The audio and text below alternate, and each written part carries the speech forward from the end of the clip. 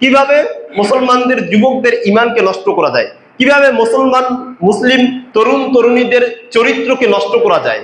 এরা খরচ করবে মিডিয়ার জগতে, এরা খরচ করবে অর্থনৈতিক খাতে, সুদি খাতে, এরা খরচ করবে রাজনৈতিক ক্ষেত্রে কিভাবে কোন্দল সৃষ্টি করা যায়। এরা খরচ। রাহমাতুল্লাহি ওয়া বারাকাতুহু।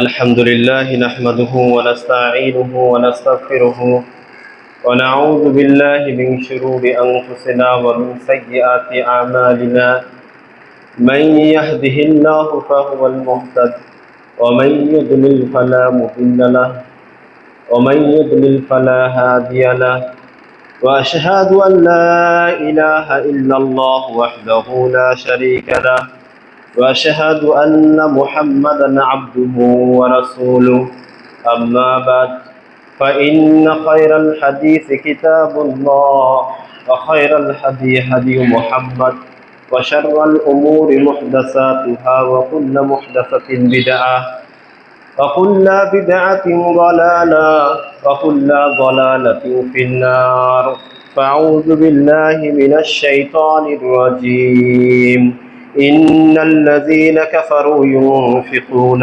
أموالهم ليصدوا عن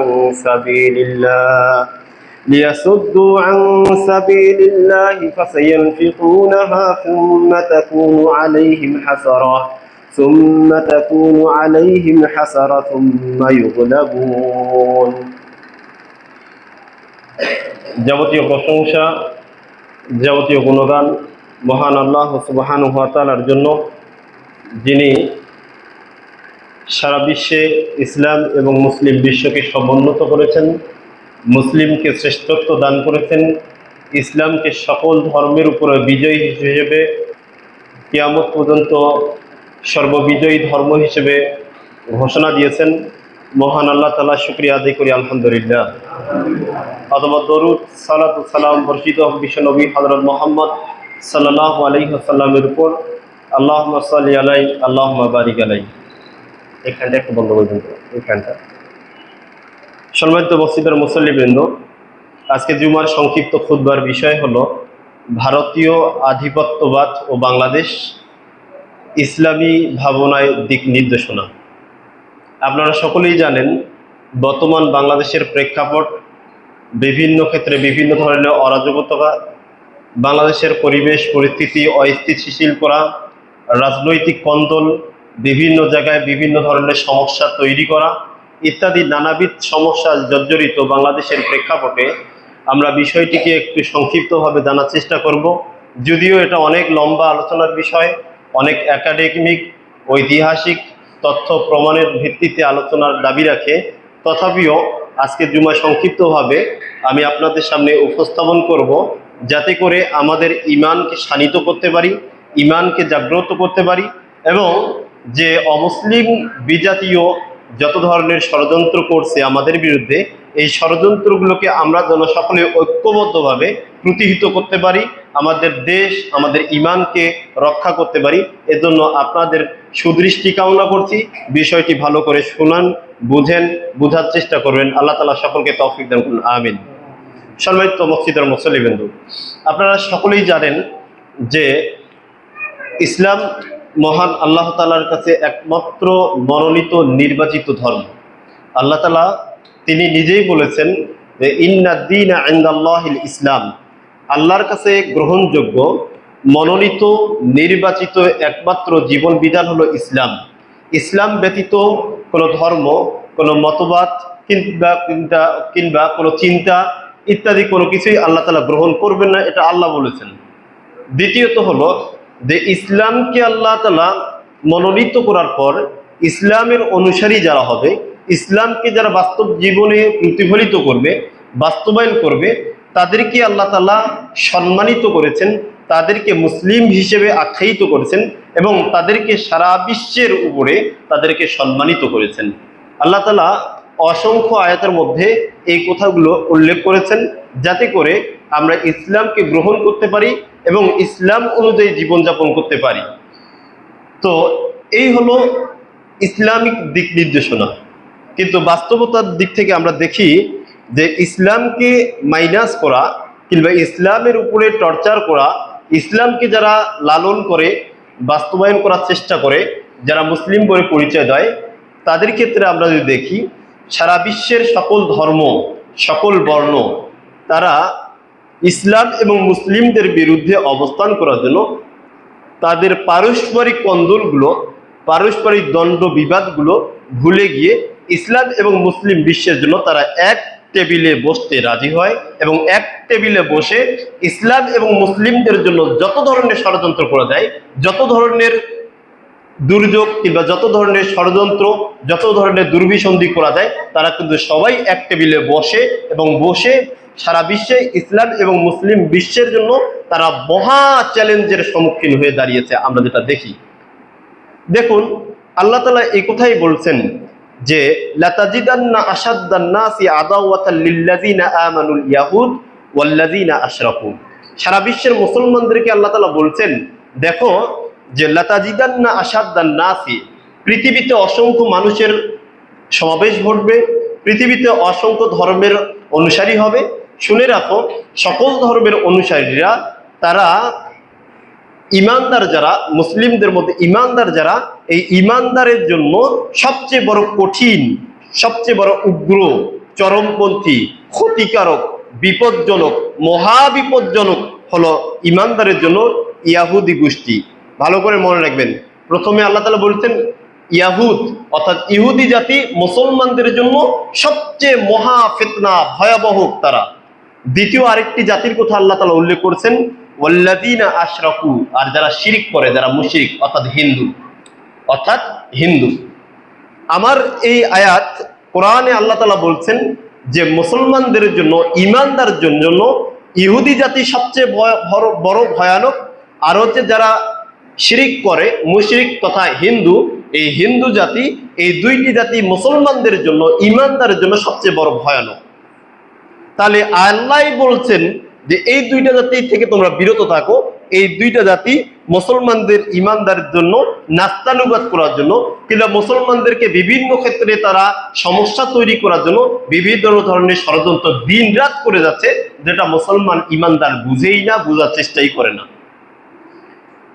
সারা পৃথিবীর পরিসংখ্যান যদি আপনারা লক্ষ্য করেন, আপনারা যেহেতু বিবেকবান, এই জন্য আমি এই বিষয়টা বলতে গিয়ে ইতস্তবোধ করছিলাম যে আসলে এই বিষয়টা নিয়ে আলোচনা করতে কতটুকুই বা বুঝবে যে সাধারণ মানুষ, আবার কতটুকুই বুঝবে না, এরকম একটা চিন্তার জগতে একটু কষ্টে ছিলাম।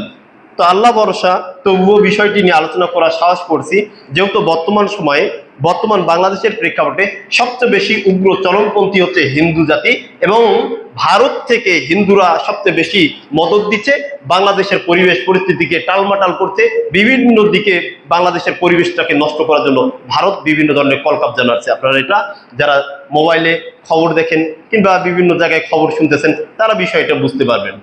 এজন্য বিষয়টি নিয়ে আলোচনা করার জোর দাবি মনে করে বিষয়টি আলোচনা করছি।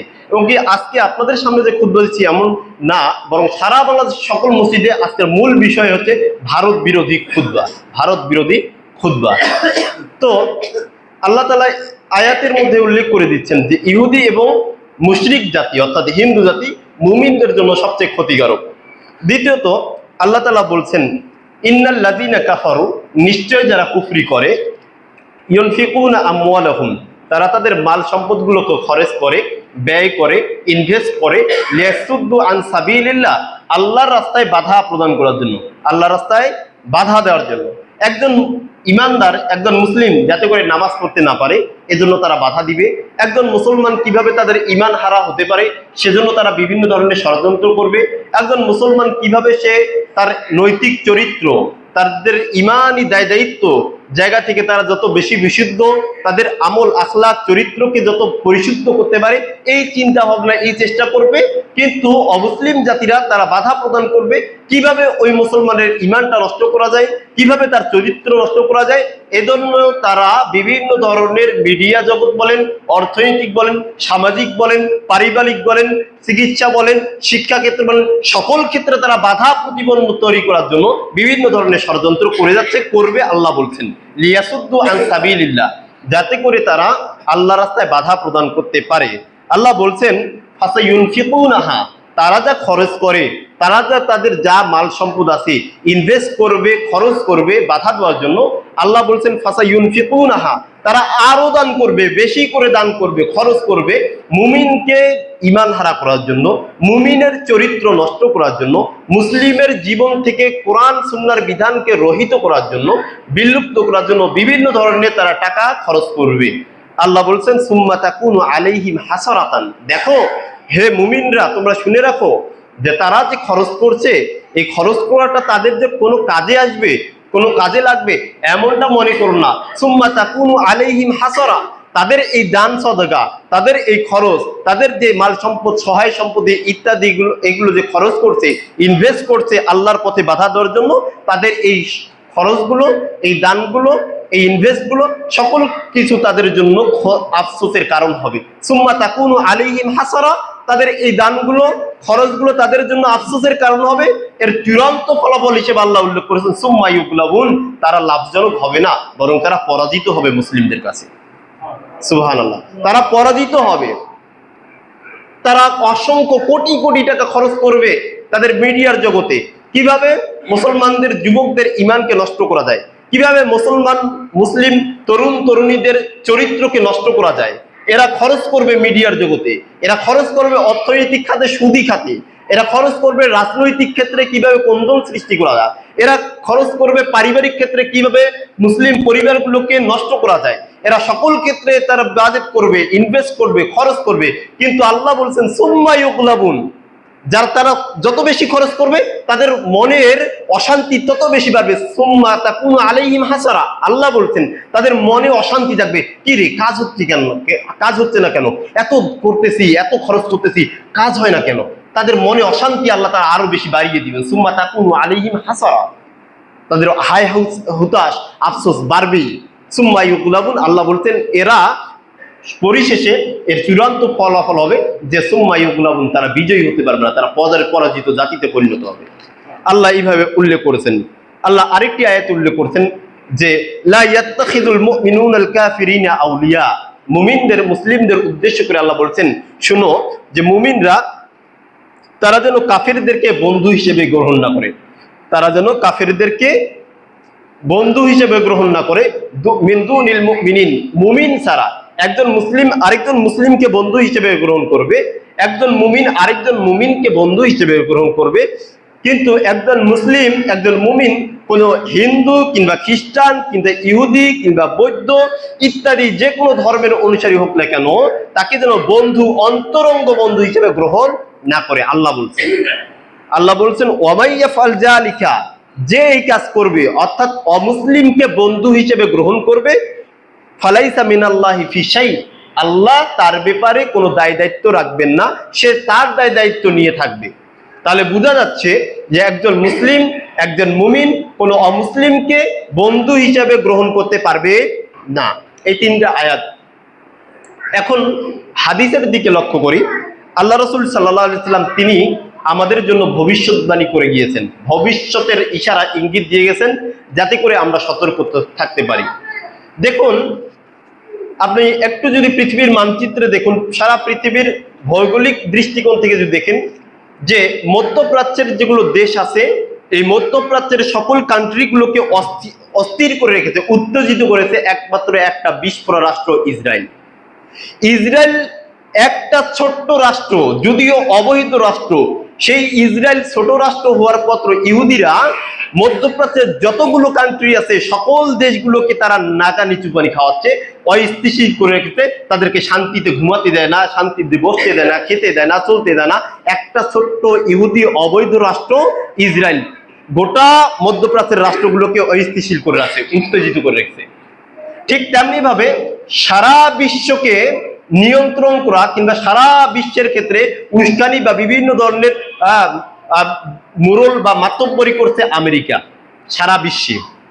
আবার এই দক্ষিণ এশিয়ার যেগুলো দেশ আছে এগুলোকে ভারত, একাই একটা ভারত, হিন্দু রাষ্ট্র, এই হিন্দু রাষ্ট্র ভারত, এই দক্ষিণ এশিয়ার যতগুলো দেশ আছে এগুলো দেশগুলোতে তারা বিভিন্ন ধরনের ষড়যন্ত্র করে সকল দেশগুলোকে অস্থির করে রেখেছে, উত্তেজিত করেছে একটা হিন্দু রাষ্ট্র ভারত। তাহলে দেখেন পৃথিবীর যে প্রান্তেই যে দেশেই তাকান না কেন, যদি সেটা মুসলিম রাষ্ট্র হয়, যদি সেখানে মুসলিম থাকে, তাহলে ওই দেশকে কখনো কোনো অমুসলিম জাতি শান্তিতে থাকতে দেয়নি, দেয় না, দিবেও না।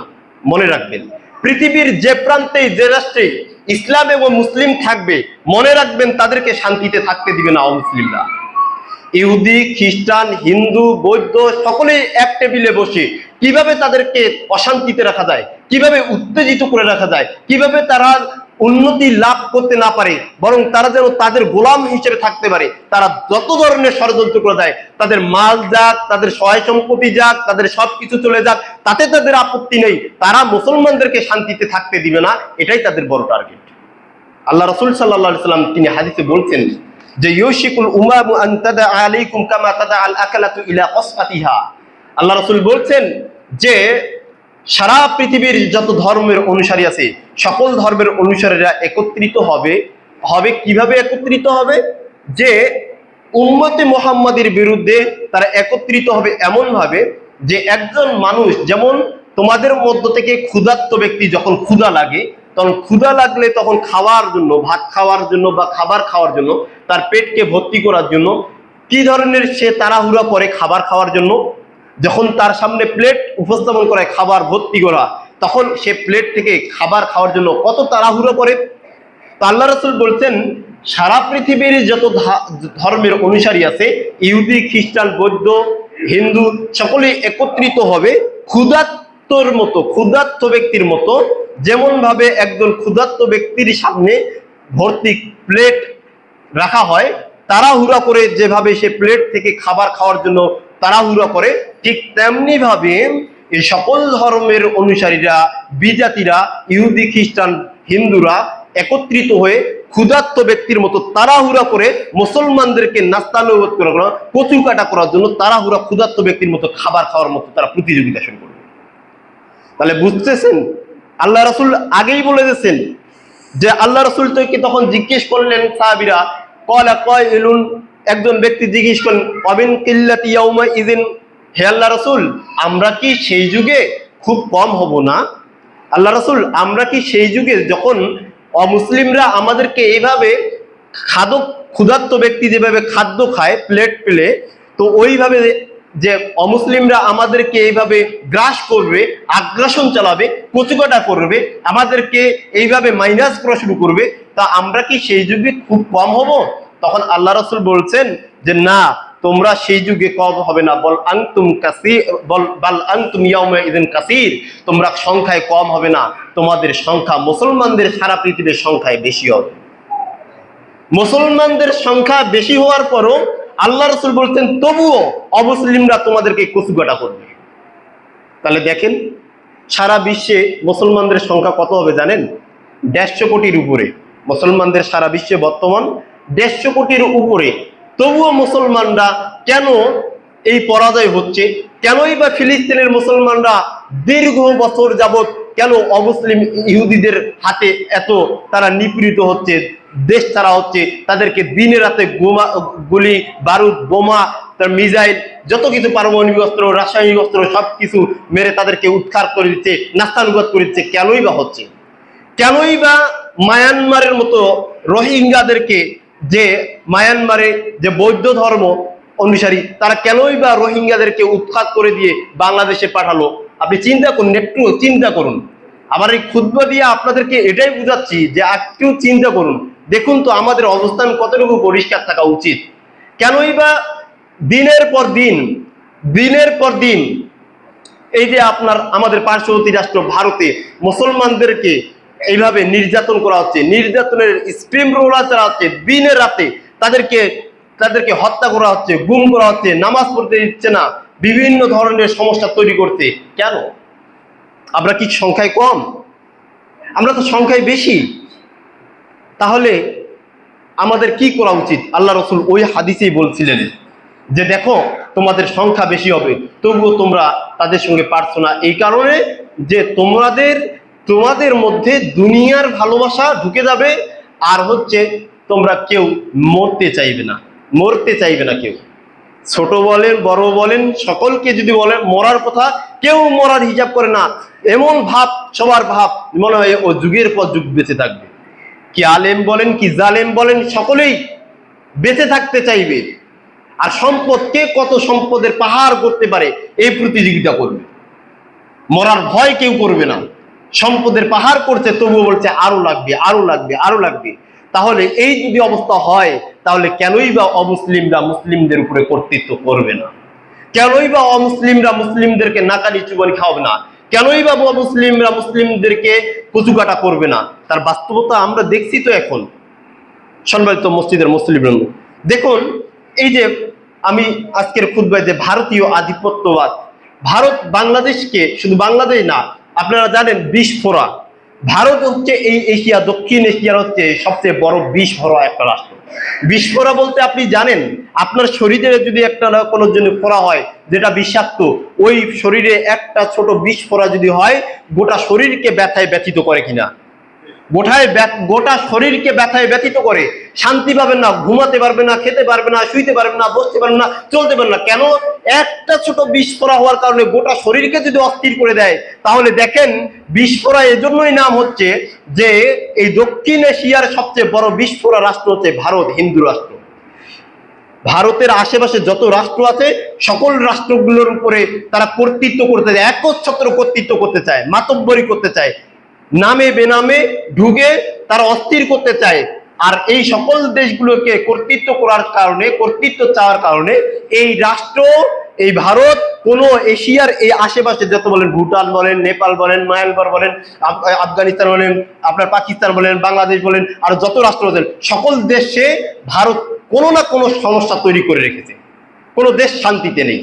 এজন্য ভারতকে কেউ পাত্তা দেয় না।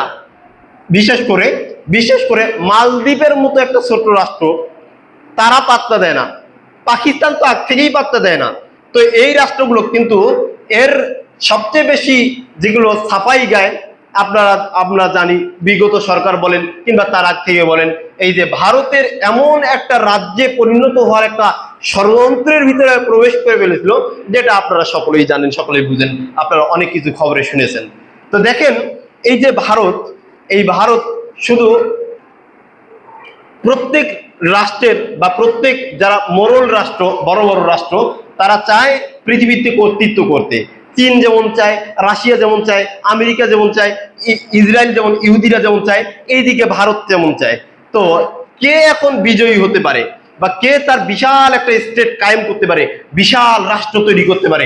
প্রত্যেক রাষ্ট্রেই কিন্তু তারা বিভিন্ন ধরনের কৌশলগত দিক থেকে এগিয়ে যাচ্ছে। তো ভারত এই জায়গা থেকে তারা টার্গেট করছে এশিয়ার যে আশেপাশের এই রাষ্ট্র, তার পার্শ্ববর্তী যে রাষ্ট্রগুলো, এই রাষ্ট্রগুলোকে সে লোলুপ জিহ্বা, মানে একেবারে লোভ দিয়ে, টোপ দিয়ে তারা এই রাষ্ট্রগুলোকে দখল করার জন্য দুর্বিচিন্ত করছে। আপনারা জানেন, ভারতের একটা রাজ্য আছে, নাম হচ্ছে হায়দ্রাবাদ। আপনারা জানেন হায়দ্রাবাদ, এই যে হায়দ্রাবাদ, ইতিহাসের একটু ফিরিস্তি সংক্ষেপে বলি। ভারত এই হায়দ্রাবাদ ছিল স্বাধীন একটা রাষ্ট্র ছিল, যেটা এখন ভারতের একটা রাজ্য, অঙ্গরাজ্য। তো হায়দ্রাবাদ একটা স্বাধীন মুসলিম রাষ্ট্র ছিল। হায়দ্রাবাদের মুসলিম রাষ্ট্র হওয়ার পরেও এই রাষ্ট্রটাকে দেখছে যে হায়দ্রাবাদ স্বাধীন একটা রাষ্ট্র হয়ে যাচ্ছে, তখন হিন্দু রাষ্ট্র গভীর ষড়যন্ত্র করলো যে এটা কিভাবে দখল করা যায়। তো যদি পাকিস্তান এমনিতেই, এই যে ভারতের পাশে পাকিস্তান আর বাংলাদেশ এইদিকে, তো পাকিস্তান এমনিতেই তো মহাশক্তিধর রাষ্ট্র, আবার এইদিকে বাংলাদেশ, আবার এইদিকে যদি তাদের মধ্য থেকে যদি হায়দ্রাবাদের মতো একটা রাষ্ট্র যদি গঠিত হয়ে যায়, মুসলিম কান্ট্রি, স্বাধীন, যেটা কারো কাছে মাথা নত করবে না, এটা যদি হয়ে যায়, তাহলে ভারতের কিন্তু এই রাষ্ট্র, তিনটা মুসলিম রাষ্ট্র হওয়ার কারণে ভারত কিন্তু মাথা নত করতে বাধ্য হবে। তো এজন্য তারা মাথা নত করবে না বলেই তারা এই রাষ্ট্রকে কিভাবে দখল করা যায়, তারা রাতারাতি এই হায়দ্রাবাদ নামক এই রাষ্ট্রটাকে রাতারাতি দখল করে অসংখ্য মানুষ, প্রায় 30,000 মানুষকে একেবারে হত্যা করে, দিনে রাতে দুপুরে এভাবে হত্যা করে রাতারাতি স্বাধীন হায়দ্রাবাদকে তারা দখল করে নিয়ে তারা তাদের একটা অঙ্গরাজ্যে পরিণত করে দেয়। এটা হচ্ছে হিন্দু রাষ্ট্র। ঠিক ওই পদ্ধতিতে তারা চায় বাংলাদেশকেও কিভাবে কব্জা করা যায়, বাংলাদেশকেও তাদের একটা রাজ্য কিভাবে তৈরি করা যায়, এই চিন্তার জায়গা থেকে তারা দিন রাত বিভিন্ন ধরনের ষড়যন্ত্র করে যাচ্ছে। এবং আপনারা জানেন ইহুদিদের একটা গুপ্ত গোষ্ঠী গরিলা সংগঠন আছে, নাম হচ্ছে মোসাদ। মোসাদ, এই যে আমাদের বাংলাদেশে যেমন সেনাবাহিনী আছে না, বিডিআর আছে না, এরকম তাদের একটা বিশাল একটা শক্তিশালী, পৃথিবীতে একেবারে বড় শক্তিশালী গরিলা গুপ্ত গোষ্ঠী সংগঠন হচ্ছে তাদের হচ্ছে একটা সংস্থা বা সংগঠন হচ্ছে মোসাদ।